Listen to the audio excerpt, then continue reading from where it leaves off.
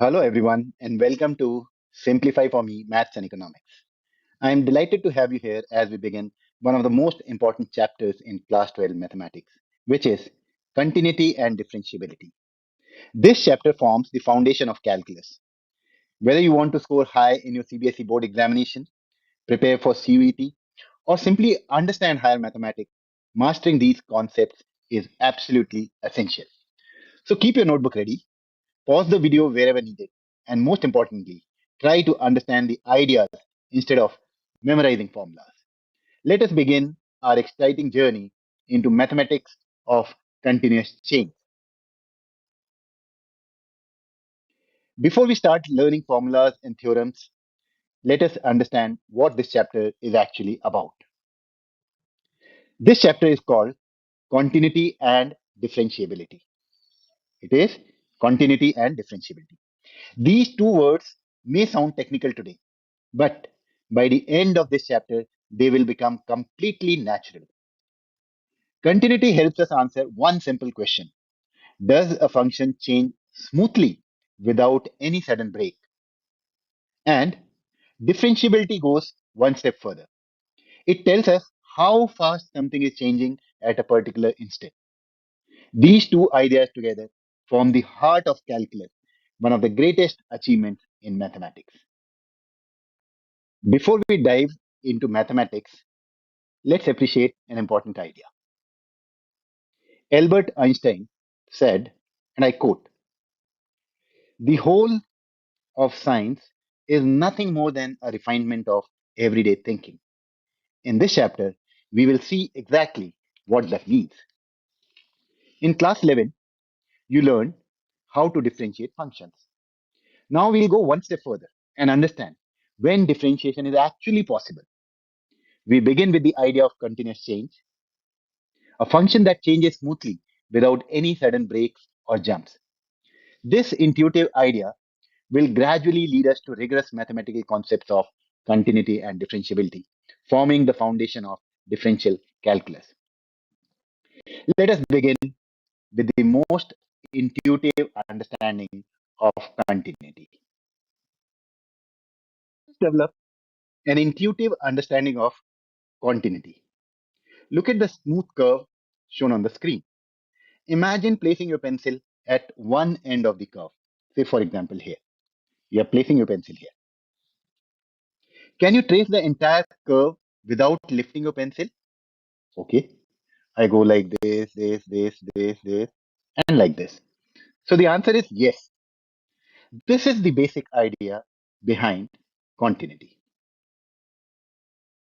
Let us now express this idea in simple words. A function is said to be continuous at a point if we can draw its graph around that point without lifting the pen from the paper. And this is only intuitive definition, but it is extremely useful for developing our understanding. Now imagine moving your finger smoothly along the graph like this. If your movement remains uninterrupted, the function behaves continuously. Notice this illustration. What we saw? The pen moved naturally along the curve without stopping. There are no jumps, no holes, no disconnected places. Later in this chapter, we will replace this intuitive idea with a precise mathematical condition involving limits. But before working with the equations, it's always better to build a strong visual understanding. Whenever you see a graph in this chapter, ask yourself one simple question: can I draw this without lifting my pen? And if the answer is yes, there is a very good chance that the function is continuous. Not every graph is continuous. Let us look at two situations where continuity breaks down. On the left, we have jump continuity, rather jump discontinuity. This one. Notice what happens at the point marked on the graph at this point. As we approach from the left, the function has one value. But as soon as we move to the right, the function suddenly jumps to a different value. The graph is broken. To continue drawing it, we would have to lift pen from here to here. Now look at the graph on the right.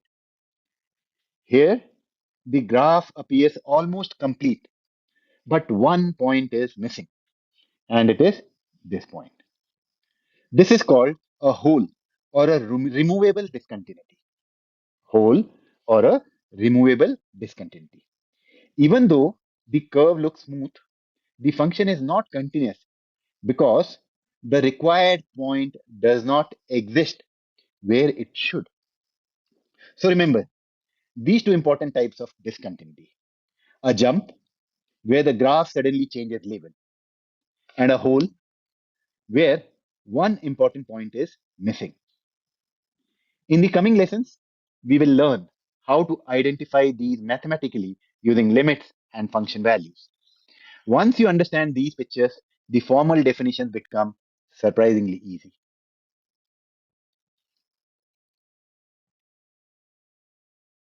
So far, we have understood continuity visually by asking whether we can draw a graph without lifting the pen. Now it's time to express the same mathematically. A function fx, a function f of x, is said to be continuous at a point x equal to c if three conditions are satisfied. Firstly, the left hand limit, which tells us the value the function approaches as we move towards c from the left. Second, the right hand limit, which tells us the value of the function as it approaches or as we approach towards c from right. For the continuity, these two must be equal. But that is not enough. The actual value of the function at x is equal to c, written as fc, must also exist and should be equal to these limits. In simple words, the value coming from the left, the value coming from the right, and the actual function value must all meet exactly at the same point. If even one of these values is different, the function is not continuous at that point. This is the formal mathematical definition that we will use throughout the chapter. Now, let us understand the three most common ways in which continuity can fail. The first is jump discontinuity. Here, the graph suddenly jumps from one value to another, from one value to another. As a result, the left hand limit and the right hand limit are different. Since they never meet, the function cannot be continuous.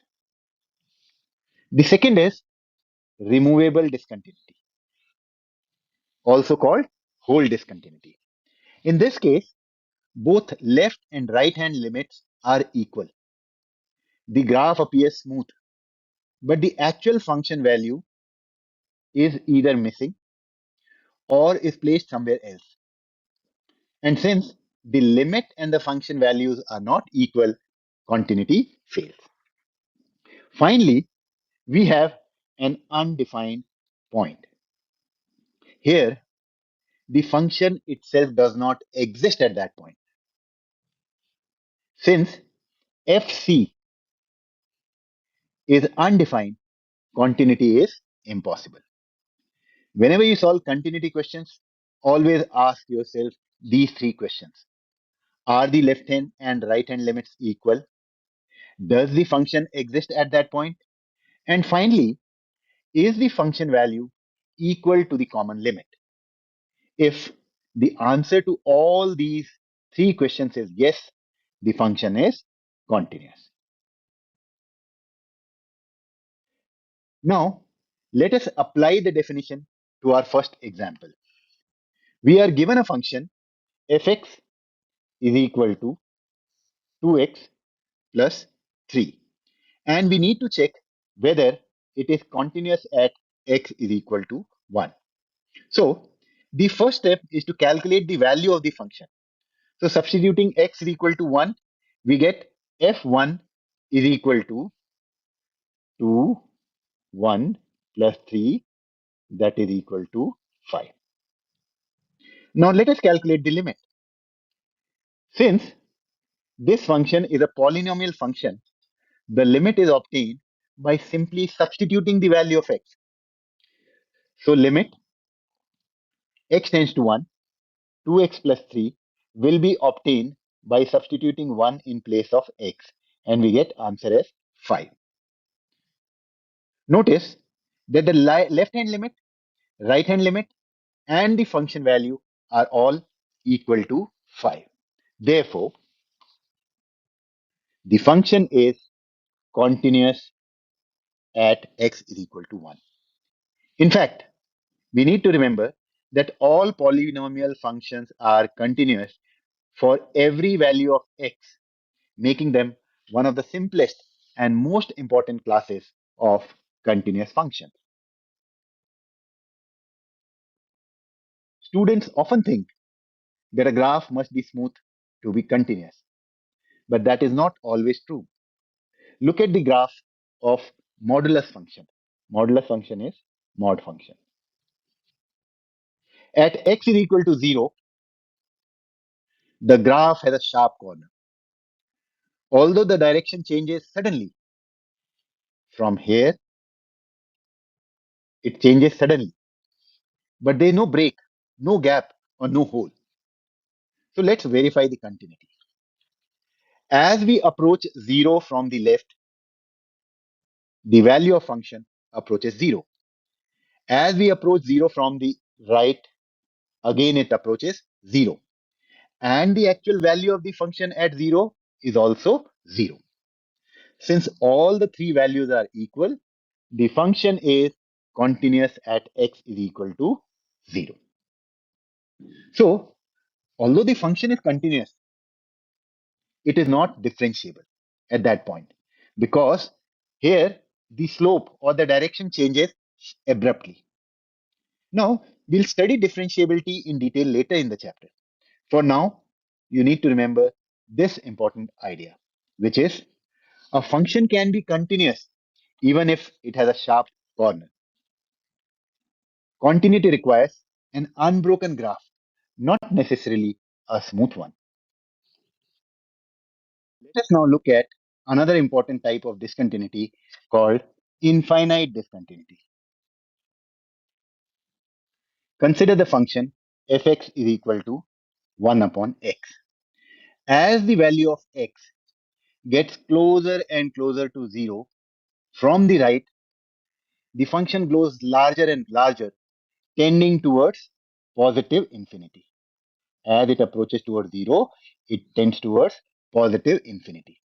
On the other hand, as x approaches 0 from the left, the function decreases without bound, tending towards negative infinity.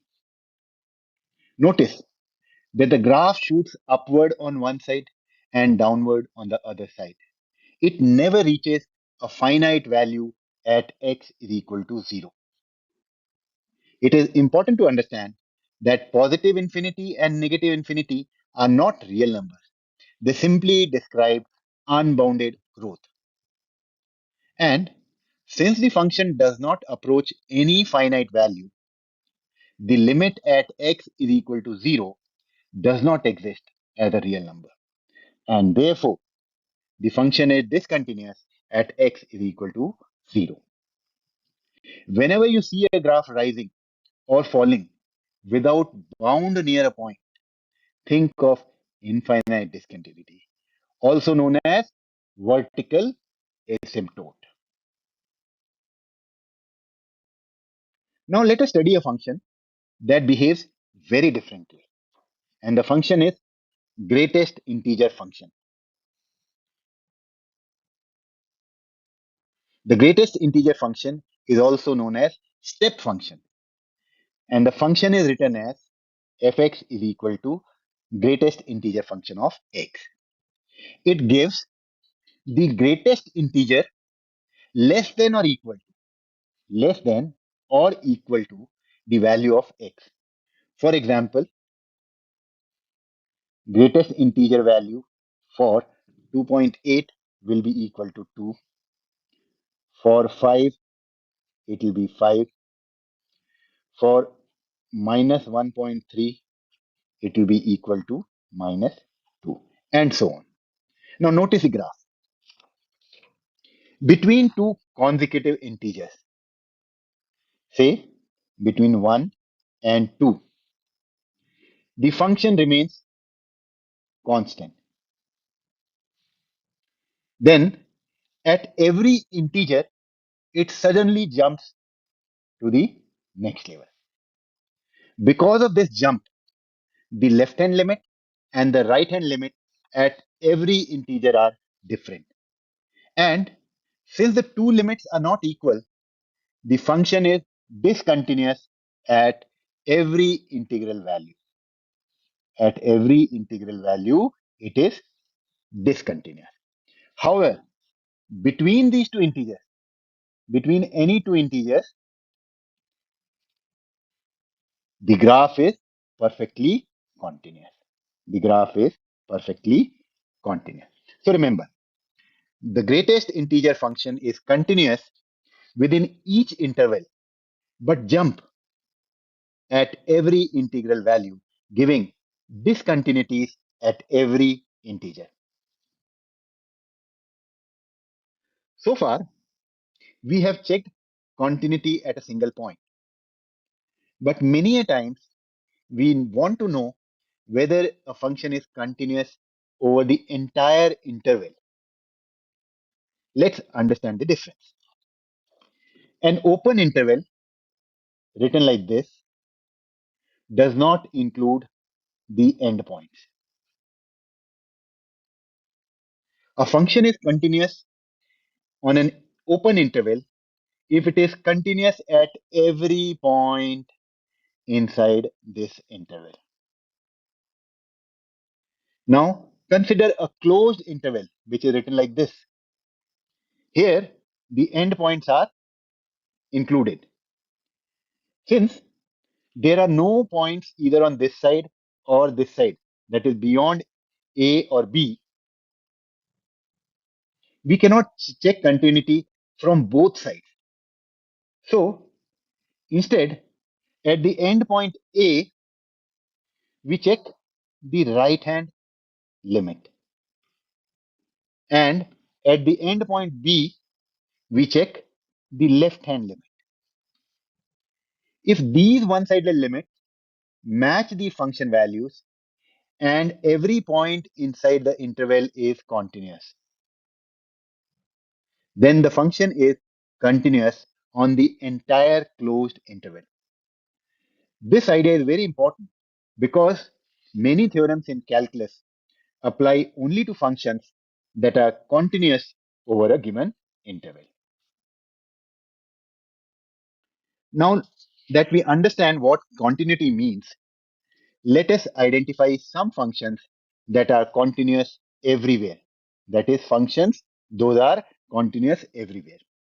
The first among this is a constant function, where every input has the same output. Output is same. For every x, the output is same. Its graph is simply a horizontal line with no breaks. Next is identity function. Fx is equal to x. It is graphed such that it gives a straight line passing through the origin, and it changes smoothly at every point. And finally, we have polynomial functions such as linear, quadratic, cubic, and higher degree polynomials. These graphs may rise, fall, curve, or even have turning points, but they never have sudden jumps or holes. That's why all polynomial functions are continuous for every real value of x. And as we move further in this chapter, you will discover that many complicated functions are built using these basic continuous function. So remembering this family of continuous functions will make solving continuity problems much easier. So far, we have identified continuous functions. But what happens when we combine them? The good news is that continuity is preserved under the basic algebraic operations, that is addition, subtraction, multiplication, or division. Think of a box in the middle as a mathematical machine. We need two continuous functions, f and g. Put them into this machine. Now, no matter whether we add, subtract, multiply, or divide, the resulting function remains continuous, provided we follow one important condition, this condition. Let's look at the rules.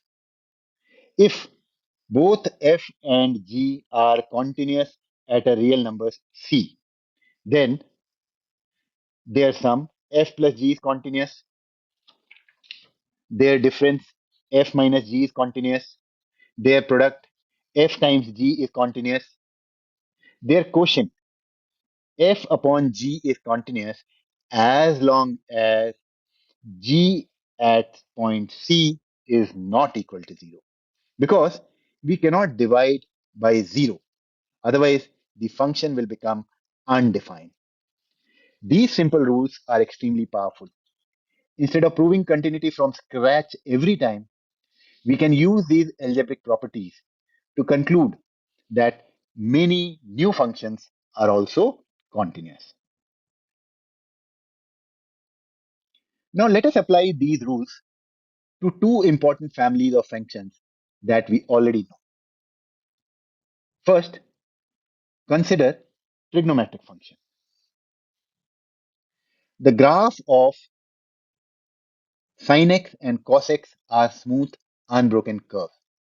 That means they are continuous everywhere for every real value of x.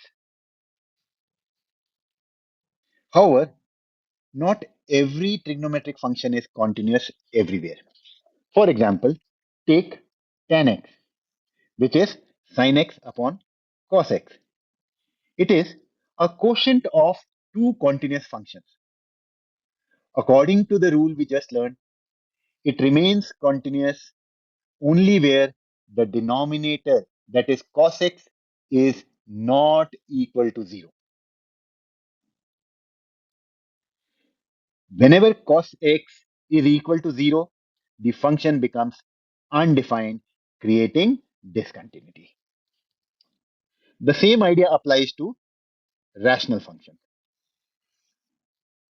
which are functions of the form px upon qx, where px and qx are both polynomials.